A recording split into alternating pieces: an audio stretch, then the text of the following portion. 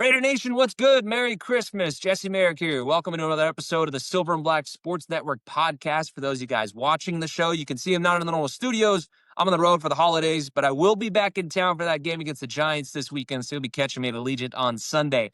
But on today's show, we're doing some construction here on the Raiders. We're ripping this thing down to the studs and talking about how they can actually go about rebuilding this team and this franchise with none other than Jason Fitz. You guys know that he's a card-carrying member of the Raider Nation, and he is also the host of Yahoo Sports Daily as well. And Jason does not pull any punches. He offered up a real strategy on how Mark Davis can take ownership of this thing, how the Raiders should actually structure their hierarchy of decision-making, and what the marriage between a coach and a QB should actually look like. And he also offers up his take on who that coach could be. And he also tells us why he leans more towards Mendoza over Dante Moore. Plus, he offers up a take on who the Raiders can actually keep and build around. They have whiffed on a ton of draft picks and free agent signings in recent years. So Jason picks them apart and helps us dive into who should stay and who should go. And this week, obviously, we're doing things a little differently since it's Christmas. We're only dropping a one show leading up to the game this week. So I got to take some time to enjoy with the family as well. You know, it is the holidays for me too. So that means that we are hitting Raiders rounders with our homie Matt Perrault a little early. Matt and I preview the Raiders game against the Giants, which obviously is a massive one with the top pick on the line. Plus, we dive into how you should go about betting this one, and we take a look at the slate of games for the week as well. It's another fun show. But before we get it rolling, you know what time it is? The question of the day. And since I'm in the holiday spirit, I want to know what all of you guys in Raider Nation want for Christmas this week. Tell me in the comments below. I'd imagine many of you will be wishing for a Raiders loss to lock down that top hit, but give me something more than that, more substance. And as always, if you haven't already checked us out on our website at silverandblacksportsnetwork.com, please do go check us out there and subscribe to our free Raiders newsletter. It's a great way to support the channel, and it costs you absolutely nothing. If you are watching us on YouTube, you'll see it at the top corner of your screen as well, or it is linked down below in the description as well, however you guys are taking this in. So, with all of that out of the way, let's get to today's show, starting with our conversation with Jason Fitz. This was a fun one with him. He's a good dude.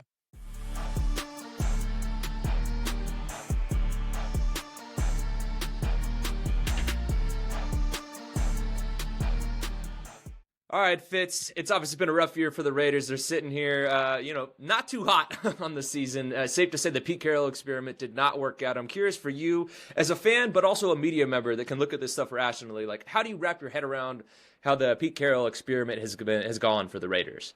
I mean, honest answer, you don't. This is the biggest fail in my lifetime as a Raiders fan. It's the worst season I've watched as a Raiders fan. And even as an analyst, if you just take your hat off, like, yep. The number of times I'm proud of the years that I was at ESPN. And the funny thing is so many Raiders fans think that there's an anti-Raiders rhetoric at ESPN. There really isn't. Inside the halls, people want the Raiders to be good because the Raiders equal ratings, right? Yeah. When Pete Carroll was signed and hired, my phone blew up with respected people in the media all over the country. There was like, finally, dude, you're going to have a competent football team. So happy for you because I know what it means to me as a human being. And so it's just been wild to see this level of drop off and the same old. And the hard part about it is like it makes the problems tougher to solve when you can't just blame one person, and that's the hardest part about it. So I think it's impossible to wrap your head around the level of fail this season has been, the level of failure it's been with Pete Carroll, and then just the concept that it means it's likely going to be a rebuild all over again, which I think the only way you do that is if you rip the Band-Aid off and say, yeah, this all failed, and now we have to rebuild.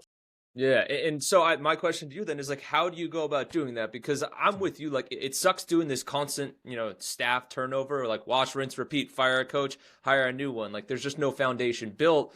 So if they do rip that Band-Aid off, what does that look like to you? So, and the funny thing, to address the first portion of another rebuild, the first time I ever interviewed Shefty, when I was just a little podcast nobody was listening to, it's probably 2012, right? Like, first time I ever interviewed Shefty, I said, what's the difference between a great franchise and a terrible one?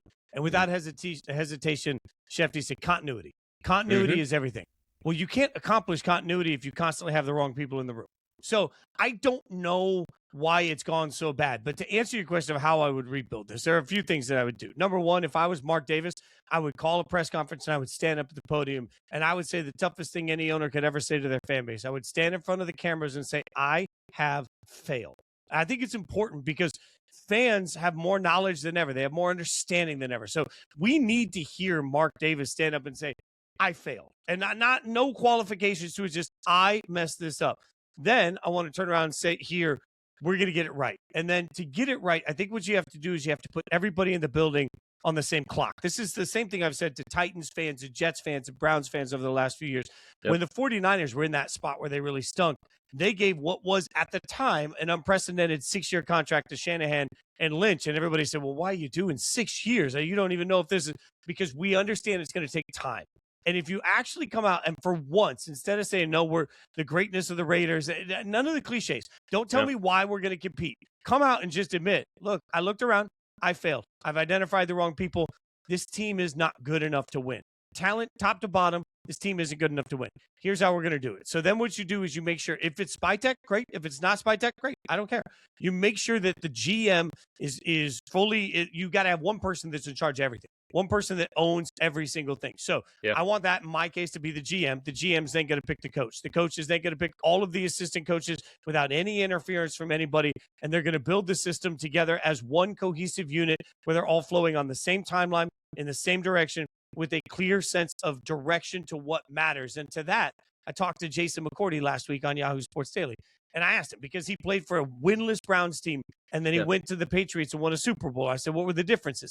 And he said every single person in the building for the Patriots was on the same wavelength. And he said, when you're on a bad team, even a position coach, this stunned me. He said, even a position coach will turn around and say, I know the defensive coordinator says this, he's wrong. We're going to do it this way. That's what happens on bad teams, is everybody has an opinion. I think what you need from the top down is Mark Davis to admit the mistake, and then for everybody to find out who the one person is that is going to be accountable for the rebuild. And that one person is going to have to answer questions for everybody. And then every single person down the flow chart is brought in appropriately by the person directly above them on the flow chart with one specific vision of how football is run.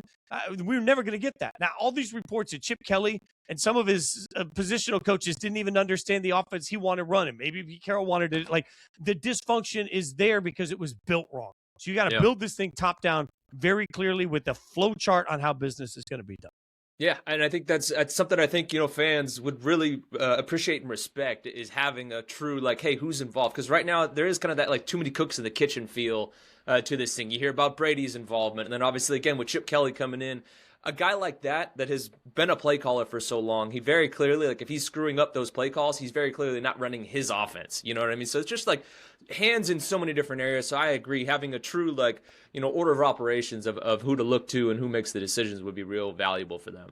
The fail all started at the first press conference when reporters were trying to ask Pete Carroll what happens. And it's like, no, we're going to do everything as a unit. That's impossible. Yeah. Like, anybody that's ever been married, that, like, two people can't make one decision on everything. It's just impossible. Yeah. And so I would then say to everybody listening, like, think about the best organizations in football right now. And when I say the name of the organization, you immediately say, oh, that, like, okay, right now the Denver Broncos have turned it around. Sean Payton. Okay. The Kansas City Chiefs have turned it around. Andy Reid. Patrick Mahomes is a big part, but Andy Reid runs the organization. The Rams are always a Super Bowl contender. Sean McVay. Like, casual fans don't even know the names of the GMs for half of these teams because it's not really an issue. Great teams have a very clear, this is my responsibility. If there's a win, it's me. If there's a loss, it's me. I am that dude. Even Chicago. Look, like when Chicago drafts Caleb and they have a year where, oh my God, is it Pace's team? Is it Eberflus's team? Is the offense the right thing? All of that was disjointed. All of a sudden, it got very simple when it was, no, this is Ben Johnson's team.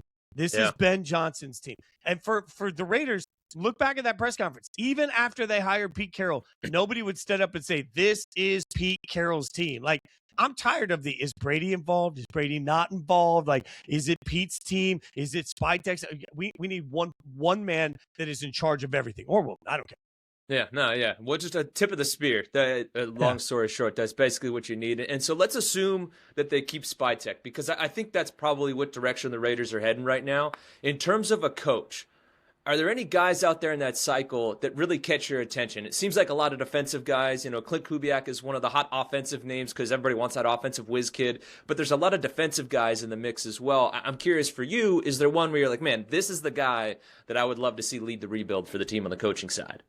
So I'll give you, without dodging the question, the most important part of this is, like, let's try and figure out what happens in the draft, right? Yeah. Because if the Raiders are picking first or second, and the Raiders end up picking Fernando Mendoza or Dante Moore, At that point, I don't care, like all the way down to the janitor. I don't care. Like if Fernando Mendoza doesn't like pasta, I don't want pasta in the building ever again. Like Yeah. I think the only way that young quarterbacks work is if every single person in that building has accountability to that young quarterback. So the first thing I want is the coach that can speak that language. What scares me about defensive-minded coaches, because I think Saleh is a great example of somebody we're all enamored with. The problem is Robert Saleh is going to have to pick an offensive coordinator. And if that offensive coordinator has any success at all, he's then going to get poached to go be a head coach somewhere, in which case you're changing offensive coordinators.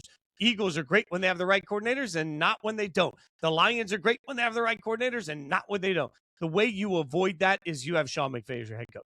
So for me personally, that's the reason, even though I love the idea of second-time head coaches. A buddy that covered the league for years told me a long time ago that the second time around, you have so much better understanding on how to delegate, what matters, how different the job is. I love second-time head coaches. I don't love a second-time head coach that's a defensive-minded head coach if I'm drafting a quarterback with the first overall pick. I want everybody in that room to speak Mendoza or Dante Moore, however, if Dante Moore comes out. A lot of ifs there. I want them to, I want tattoos on everybody. Like, I want this to be joined at the hip. So I would be looking at, that's why I think Kubiak, a name like that, makes a lot of sense. I'd be looking at guys that I think are creative offensively to run the team. Yeah, no, and I think that synergy between coach and quarterback is so key. And I agree with what you're saying. I was actually having a conversation with former NFL D lineman who now covers the Texans, Seth Payne. We were talking about the fact, you bring in a defensive guy, they hit it on the offensive coordinator, and then boom, they're out of there, and you're just constantly resetting. With a young quarterback, you just can't be doing stuff like that. So I agree that the offensive guy is the move for that team, and then you figure out your coordinator on the defensive side of things. You mentioned a couple of the quarterbacks. Obviously, again, some things are still up in the air in terms of who actually comes out, who goes back, all of that. But let's assume both Dante Moore and Fernando Mendoza are in the draft, all right? And if the Raiders have their choice of both of those guys, who do you lean towards right now? And I know there's still a lot to happen in terms of the playoff and all that stuff, but who do you lean towards right now and why? I like proof of concept, right? So I like body of work more than I like uncoachable traits, right? Like that's this is the whole Anthony Richardson. Dan Orlovsky and I debated tirelessly all the time in the halls when I was at ESPN about Anthony Richardson, because he's like, oh, you can't coach that stuff. I don't care. I also watched him miss a bunch of throws you can't coach, and he didn't do that particularly well. Traits are such a sexy thing, but man, I want guys that I've seen do it before. Dante Moore has such a limited body of work. I think long term, Dante has all the potential to actually be a better quarterback than Fernando Mendoza, but there's just a million variables to that process. I actually, not knowing as we sit here right now what Dante's going to do, if I was in Dante's family and he asked me advice, I'd tell Dante to go back for another year, going back, make the NIL money, play another year. But presuming it's between those two, Fernando Mendoza, for me, I never forget this, man. I sat on the corner of my couch watching the Big Ten championship game. I had my popcorn, I had my dog sitting next to me. I sat on the couch. I turned the volume up. I cranked all the lights down, so I had the Christmas tree in the background. And right before the game kicked off, I said, all right, show me what you got. On that first drive, Mendoza got knocked a you-know-what out, and he came back in and played that game. And I was like, all right, if I'm going to sit here and say, show me what you got, he just did, right? Now, for Raiders fans everywhere, watch the college football playoff. The best thing about the playoffs for the NFL is we'll get to see these guys in pressure cooker situations against really good defenses. We'll get so much better information from them. But Fernando Mendoza is a weird dude. He's a dorky dude. He's all of those things. I don't care. If he reads it, eats it, sleeps it, dissects it, if he breathes, if everything in his life is football and he can go out and handle this platform, I would take him in a heartbeat. So I am right now, I'm Team Mendoza. I have a sneaking suspicion by the time we get to the draft, if Dante Moore declares, a lot of people are going to be Team Dante Moore. Yeah, no, it's going to be interesting to see the divide there, because there's already some of it, that you can see right now. And I agree with you. Look, Mendoza is a bit of an oddball, but he's this guy. He's steady Eddie in terms of on the field. And I think that's exactly what the Raiders need, is somebody that's not going to be, some crazy business going on off the field or anything. Just come in, like you said, go to work and get it done. And who better than Tom Brady, depending on how involved he actually is, to at least be in his ear in terms of the preparation and all that stuff, and just kind of what goes into being an NFL quarterback. Now, let's take a shift too and just look at this roster as a whole. Are there, because I think I'm trying to pull things for fans here as the season winds down, of what are some building blocks or some positives that you could pull out of this? So I'm curious for you, there's not a lot, but in terms of the pieces that you feel comfortable with, bringing back and building around, who would those be on this roster right now? Max. Yeah. I think we all know that Butler's had a pretty good year this year. Yeah. I think he's been fiery. He's been good. It's been unfortunate they haven't been able to figure out the edge rusher on the opposite side. That has truly been unfortunate. In fact, I would argue that in the beginning of the draft, if for some reason we're sitting here in a world where Raiders fans don't want to hear this, where they're picking third or they're picking second and Dante hasn't come out, there are some edge rushers in this draft that I think could make an immediate impact across from Max Crosby. So there's good there.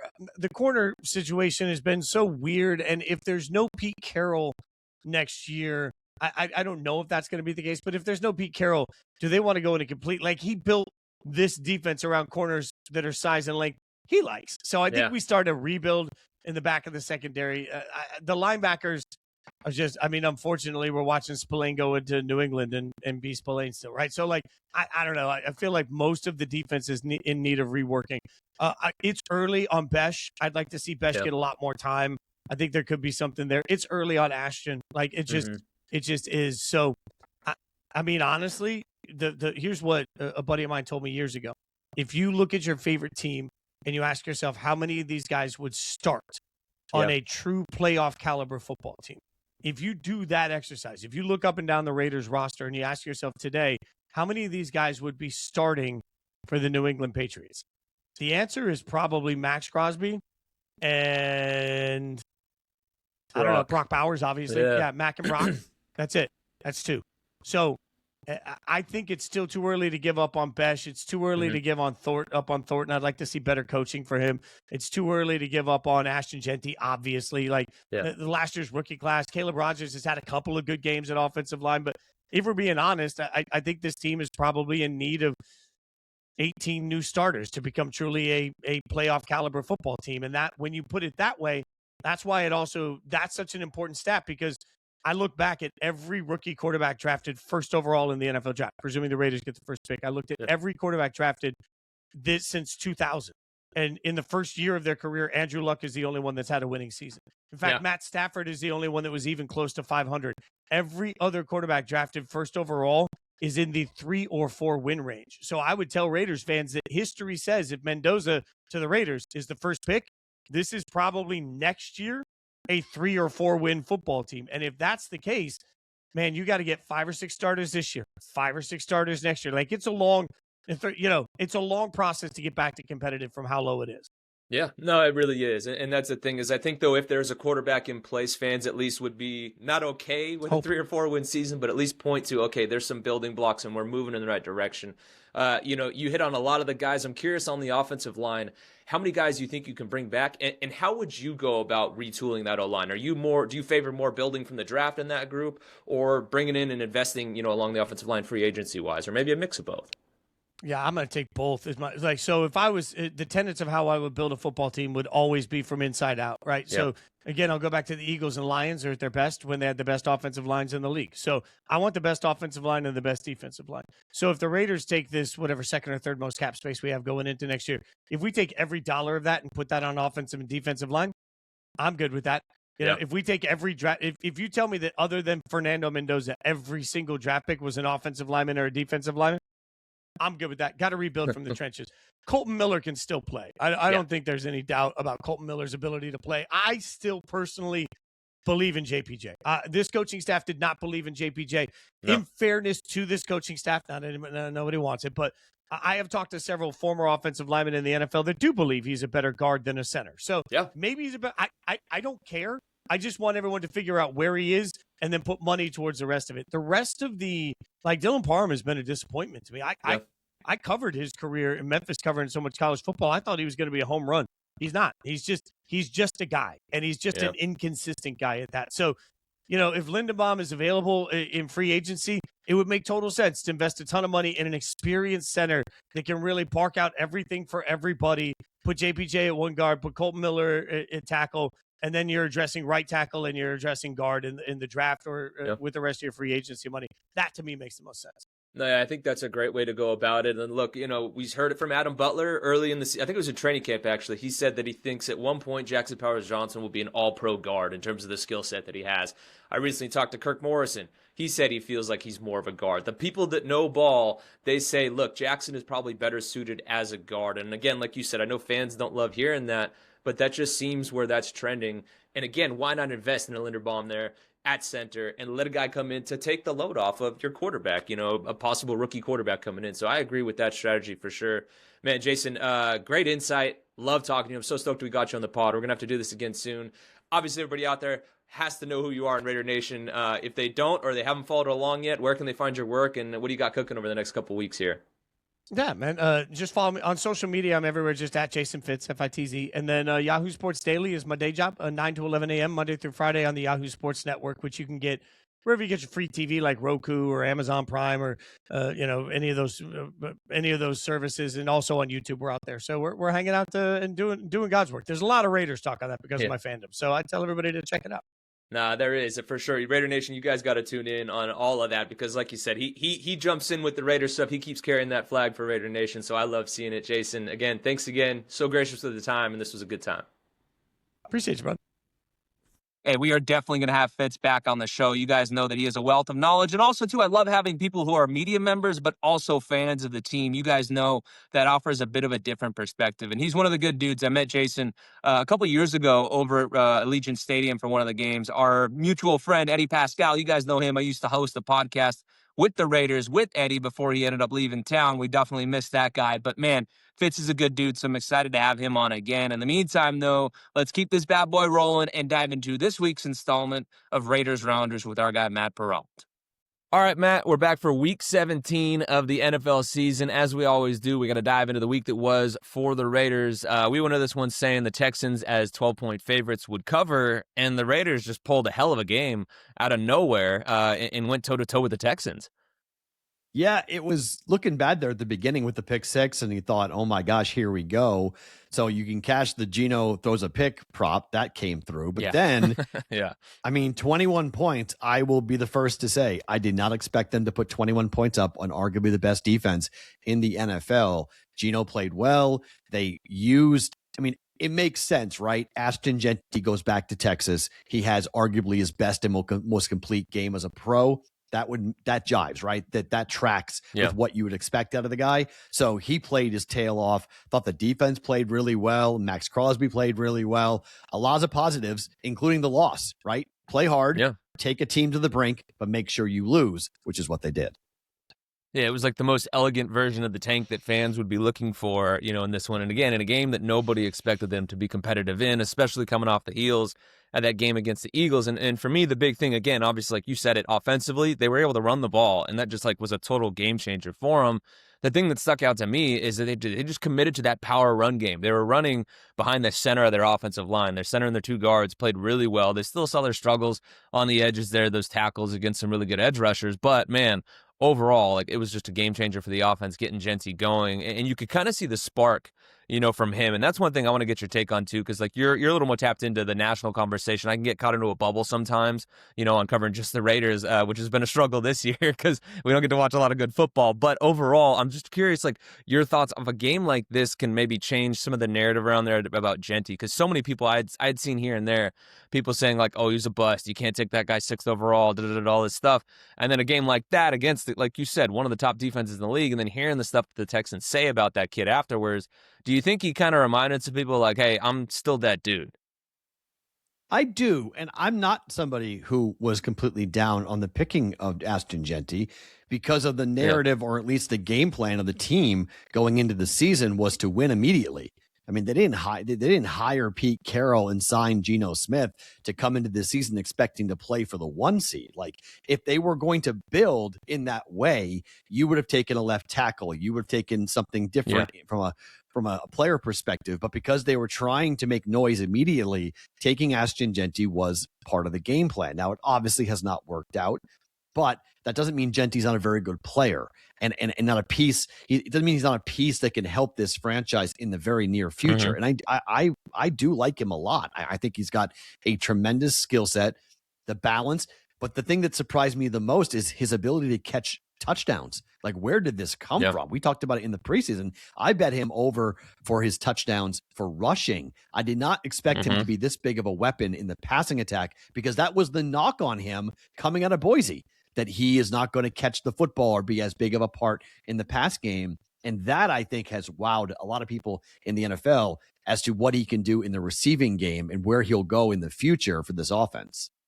Yeah, see, that's the only thing, like, I'll push back on that, just because he did lead all of college football in receiving as a junior. Like, I think a lot of people forget that. You know, this kid's got the receiving chops. And throughout training camp, like, we saw him released on a lot of wheels and stuff like that out of the backfield. And from time to time, they would split him out. And so we actually expected more of that. And so many of us in the media, and even following along on Twitter for the guys that were there at the game, obviously I'm not there. I'm on the road right now for Christmas. And I'm watching it thinking, like, this is what we were all expecting. Like, we thought we were going to see him involved more. And so I think, again, that was a reminder to a lot of people, like, hey, this kid can play some receiver. And the route was a legit route, too, against the linebacker in coverage. And I think, like, they need to split him out a little bit more and try and take advantage of some of those, mismatches with his abilities there. Because, again, you don't have the offensive line. Yes, they played better in this game. But if you split them out, you just create those matchups somehow. And I thought they did that in this game. Yeah, and I also think if you're a Raider fan, you, in the fourth quarter, were a little concerned about the fact that they may win the game and then blow the one pick. So I think there was this whole narrative going on of like, okay, guys, you played great for 3 quarters. Now stop. Like, that was fun, but now stop. Like, come on now. Yeah. And it got a little sketchy there at the end. They only lost the game 23-21. So, they had a chance to win that football game. And I think everybody instantly became Texans fans who were Raider fans, hoping that the Texans were going to win the game, and they did. So it worked out the way that everybody wanted it to work out. I really wonder what that does, what a performance like that does to this game against the Giants. Because, again, these guys don't want to lose. They want to win. I'm sorry, Raider fan, but the players don't care about the number 1 pick that you're going to bring in to take their job. They don't care, okay? They are here to basically make as much money and put as much good film together as they can, and either with the Raiders or somebody else for next season. They're going to play hard this week, and that's why they're favored against the Giants, and that's scary. Yeah, which is, again, wild that now, like, we're heading into this, like, tank bowl now, week 17 against the Giants. And like you said, like, this is going to be one of those ones that's a white knuckle ride for fans, because there is so much on the line. Because, like, for so many years, the talking point for the Raiders has been, like, they've been bad, but they haven't been bad enough to be able to get their quarterback of the future. And then when we finally thought they were going to be in position to get their quarterback of the future, what was it, 6 of them go in the first round, and they miss out on all of those guys after trying to trade up for Drayden Daniels and all that, and it didn't quite work out for them. And so they sit pat, and all of them are gone at that point. So, like, now they're finally in a position to where they could get it. And you look at it and you see how bad this team is, and then this game against the Texans coming around, and you're like, uh-oh, the Giants are really bad. Now all of a sudden the Chiefs are going to be playing with their third-string quarterback in this game against them too, and they're out of the playoffs. And I'm sure fans are freaking out right now. So, Matt, just in terms of, I know this is a crazy game to bet. The Raiders do come in as 1.5-point favorites. I can't wait for your thoughts on this game as a whole, but just from a fan perspective, like, maybe give them some hope that they can lose this game. I don't really know how to go about talking about this one. Jackson Dart is a better quarterback at home than he is on the road. Okay. That's the worry. He was awful. Like, I saw a stat that if Jackson Dart had taken the football and spiked it into the ground, every time he threw the ball, it went straight into the ground, he would have had a higher QBR than he wound up with last week against the Vikings. Jeez. That's how bad. That's how bad he was last week at the quarterback spot. And whether it be the concussions just adding up, whether it be the Brian Flores defense for what he faced with the Vikings, I don't know. But that's the big concern, I think, if you're a Raider fan, as to how poorly Jackson Dart is playing.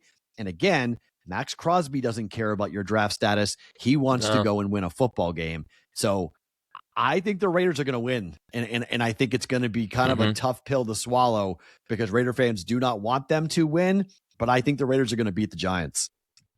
Yeah, which is, again, some fans are stoked. Most fans are like, God damn it. Like, are you kidding me? We're going to ruin it at the end here. And just simply from that betting perspective, the 1.5-point spread, like, you want no part of this game, right? Yeah. Just purely from a betting perspective of things. If you're putting money down on this, like, I bless you, because, like, I'm proud of you, because I have no I can't. I cannot. I will not get to the window with the Raiders this week. I couldn't get to the window last week with the 14. I mean, the trends were all going against the Raiders because now teams on the second leg of a back-to-back where they've been double-digit favorites are now 3-0 ATS on the season. Teams, these are prideful men. These are not guys that are going to work wanting to lose. They are paid to win football games. So they're going to give their best effort. And the Giants, I mean, I think the Raiders are worse than the Giants, but at home and after that performance, I think there's a touch and a taste of success that will help these guys get going for this week. And the Giants are already packing for Aruba. Yeah, no, 100%. I think I'm not going to sit here and lie and act like I've watched a ton of Giants football. I've already been exposed to plenty of bad Raiders football this year, so I've tried to limit my exposure to bad teams outside of watching the Raiders. But the Raiders, I do think are a better team than their record says they are. They've got tons of problems and all that stuff. Don't get me wrong. They need so much talent injected to this team. But look at early on in the season, all the turnovers from Geno and just the debacle there along the offensive line, even hearing coaches and stuff talking about them. And yeah, they're going to pull the whole that's a really good football team over there after they beat them and all those types of things. But there's a couple plays here and there in the early portion of the season. If they go a different way, the Raiders season has turned out a bit different and they've got a couple more wins. Not a ton by any means, but they've got a couple more wins. And that is something that does worry me in this game here, against the Giants, because we saw that game against the Titans. They played well. It was like the most unimpressive, dominant win over the Titans, and I think that's kind of what they're slated for here in this game against the Giants. I'm going to be fascinated watching this one, trying to wrap my head around what actually transpires there. But I, like you, and I'll be diving into this later after our segment here, I think I'm going to be picking the Raiders to win this game as well, and that's, again, something fans are not going to love to hear. But let's keep it rolling, Matt, and dive into this one. We are releasing this one earlier than usual, so we're actually going to be able to dive into those Thursday games, the Christmas Day games. We've got three of them. We'll start with the Cowboys and the Commanders. Look, Dallas is in an interesting situation right now. They're at 7-point favorite in this game here, heading to Washington. Obviously, we've seen how things have transpired for the Commanders. What's your take on this game from a betting perspective? The number being 7 is heavy, I got to be honest, because you have two teams who have both checked out. I mean, the Cowboys are eliminated. Yeah. The Commanders have been eliminated. You've got a backup quarterback going for the Commanders. I thought last week, I think the one angle where I think I would take the home dog is I think Washington is really angry to what happened last week against the Eagles.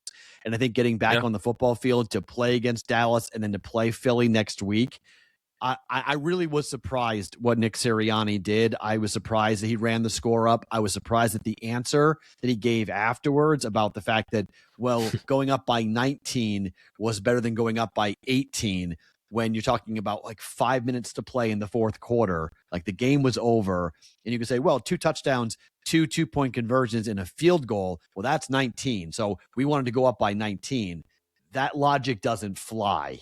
So I love the pettiness. I'm here for that in a rivalry game. I don't know, man. That game went over because of that, by the way. So don't underestimate the gambling angle. The gambling angle of that is really suspect. I did not like that from a betting perspective to see him go for 2 when it did not matter. But again, Commanders, you got to stop it. They couldn't do it.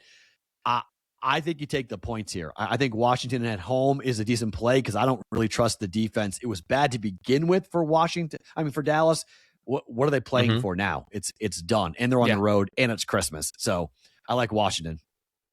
Yeah, no, I think that's a good play. I mean, it is always interesting, these teams that are competing and, kind of not go all in, but make a big trade that seemingly does make a difference for them on defense and then, come up just short and eliminated. I'm real curious to see what version of the Dallas Cowboys show up in that game because it's a different situation too, right? Like, it's not like the Raiders have been in a situation where they know they're not going to playoffs for so long. It's that quick, abrupt, like, boom, season 8 continue, and let's see kind of how they show up. Real interested to see that in that one. But the 1:30 game as well on Christmas too. We got the Lions heading to Minnesota to take on the Vikings.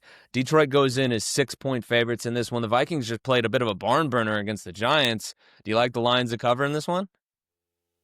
I do, and I think this is a big spot. It's an indoor game for Jared Goff, which is gigantic. The Lions are still alive. The Vikings are not. They are barely alive, though. They are 8-7. They're right behind the Packers, who are 9-5-1. That tie is pretty significant here. So if the Lions want to have any shot of playing a game in week 18 that matters, they have got to play hard and they've got to win this football game. Back-to-back losses for the Lions. The first time this year we've seen them lose back-to-back games. There is tons of smoke and talk in Detroit about Dan Campbell and what he's doing, because frankly, if he had kicked field goals in the first half of the game last week, they probably win the game. So there's a lot of questioning going on about, hey, Dan, we know you're a gambler and we know that you love to go for it on fourth down all the time, but take the damn points, man. Like, come on, kick field goals. So 6 is a good number. I like the Lions laying the 6.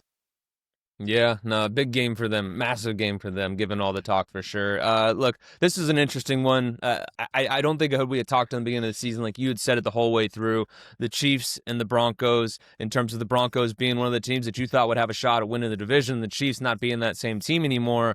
I don't think anybody would have thought, though, at this point, week 17, that the Broncos would be going to Kansas City as 13.5-point favorites. That's insane. It is insane, and the number's insane, and I don't know how you bet it. I mean, I got to be honest. Like, do I want to lay 13 points against Andy Reid? No. Do I want to take 13 points against the Broncos? No.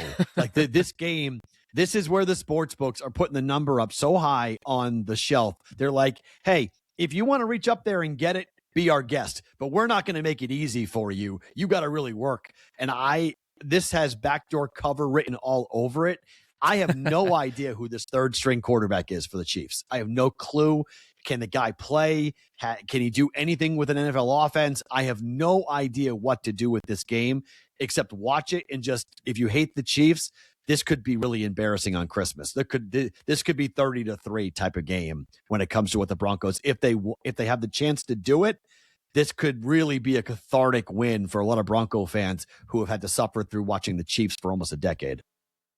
Yeah, no, I agree 100%. I think some Raiders fans will be watching that one as well to see what the Chiefs look like. Again, looking ahead to that last game of the season for them. As we move along to the Saturday slated games, we've got the Texans heading to LA to take on the Chargers. Two really hot teams. This is going to set up to be a really fun game for sure. The Chargers are 2.5-point favorites at home. Which hot team stays hot for you? This is awesome. Okay, so Christmas was supposed to be this unbelievable 3-game, slate, right? It stinks. Christmas stinks. But they gave us Saturday. And what is on Saturday with these two football games makes up for kind of the slop that we've got coming off Christmas Day here on a Saturday, where I cannot wait to watch the Chargers here, because this is the game the Chargers always lose. This is the game where you expect them. They open us 2.5-point favorites. It's been bet down to 1 at certain books because nobody believes in the Chargers in December. I have a hard time arguing with that point. I know they just scored 30-plus points against the Cowboys on the road, and they look good doing it. But the Texans' defense, I think, is going to be a really big problem for that offensive line for the Chargers. I don't think Justin Herbert scores very much. I think the game is a dead under. If you want to bet the game, I think the under is the best play in the game. Under 39.5. I know that's ridiculously low, but I don't think either team is going to score. Texans win. Game goes under. Yeah, no, that's an interesting take for sure. I mean, look, we've seen what Jesse Minter has done with the Chargers and their defense, and then obviously what the Texans are defensively too. I think that's a sharp play right there for sure. And as we close this one out, because we're not going to get to the rest of the Sunday games, our Sunday take was the Raiders one, so let's get to this last one on Saturday. We got the Ravens heading to Green Bay to take on the Packers. The Packers are 2.5-point favorites. What do you think on this one? The Ravens, obviously not the same team they've been in recent years. And look, is Lamar playing, I think, is a question, right? I mean, that number tells me that he is playing, which is surprising. I have the Packers at home in a must-win situation in December with Matt LaFleur as the coach. This is Packers all day to me. I mean, I don't like that defense at all for the Baltimore Ravens. And I think as long as we have Jordan Love back on the field, which is still a question as to whether it be Malik Willis or Jordan Love, if it's Jordan Love, you can jump on it now at 2.5. I think if it is Jordan Love, officially this number is going to change and obviously rise up. So watch the quarterback spot. But even I thought Malik Willis played really well against the Bears. Yep. And he's not Jordan Love, but I thought he played well enough to beat the Ravens. So he could get 2 backup quarterbacks in this game with Snoop Huntley up against Malik Willis. But if that's the case, I still like the Packers as a short favorite at home. Yeah, definitely some interesting things to watch at the quarterback spot for sure. Matt, we appreciate it, man. Again, taping this one a little early because of Christmas. I hope you have a great Christmas as well. For the fans at home who have loved this segment, we're not going to be doing it next week. Matt's going on vacation, much-deserved vacation. We'll touch base with him after the season, kind of recap the Raiders season that was, the Genty props, all that different stuff we talked about. Before we do get out of here, though, Matt, as always, the folks that haven't followed you yet, make sure and tell them where they can find your stuff. At Sports Talk Matt is the best way on X and Twitter. We will be on my other shows. We'll take some breaks because of the holidays, but I hope every Raider fan has a happy holiday. I hope the Giants beat you guys. Just the Christmas present that I hope you get is a win for the Giants this coming weekend. No, yeah, I think that's what many people that cover the Raiders, even because honestly, we want to see them get a quarterback too, and a lot of the fans hope they get a big fat L for Christmas to keep this tankathon rolling for them. Matt, as always, man, good times. Enjoy your Christmas. We'll catch you later. All right, guys, you know what time it is. I got to get to my pick for this game this weekend against the Giants. Now, I alluded to it a bit there in the segment with Matt, but I'm picking the Raiders to win this game. I have been bad when I have picked the Raiders to win. After all, they only have 2 wins on the season, so the odds haven't been very much in my favor. But I think the Raiders win this game because the Giants are in a real bad spot. Look, Jackson Dart, 33 total passing yards in the last game against the Vikings. And also their run defense is not very good. They're dead last in the league in run defense grade, at least according to Pro Football Focus. And what did the Raiders just do against the Texans? They ran the football. They got it going at will. Ashton Genty on a bit of a heater now coming off of that game. And I think the interior of their offensive line starting to gel a little bit more. I think they're going to commit more to that power run game as well. Don't get me wrong. I know the Giants have a really good defensive front, but they have struggled in run defense this year. And I don't feel great about picking the Raiders. Like I said, they've only got 2 wins. I have not been great picking them this season, but I think this is one they figured out a way to win. And I know that's going to be brutal because there is so much on the line in this one with the top pick and everything like that. And it's one of those deals where, yes, they have been in just outside, on the outside looking in for that quarterback for so long. And losing this one could really hurt them for that because it's such a thin quarterback draft. I'm really curious to see how it pans out. Obviously, we will be diving into it more over at Allegiant Stadium after the game is done. But that's my take. I think the Raiders find a way to pull this one off. Anyway, guys, I hope that doesn't fire you guys up too much. I'd love to know who you think is going to win this game, too. If you made it this far, let me know down in the comments. But again, like I said, we'll see how it goes. I hope you guys enjoy your Christmas. Have a great time with the family. Enjoy the games, and we'll dive into the weekend and break it all down on Sunday. So thanks again for watching and listening. You guys mean the world. It's been awesome this year. Obviously, it's been a rough season overall for the Raiders, but it's been fun interacting with all of you guys on these platforms as well. So again, thanks for watching and listening, and we will see you again over at Allegiant Stadium on Sunday. Have a good one.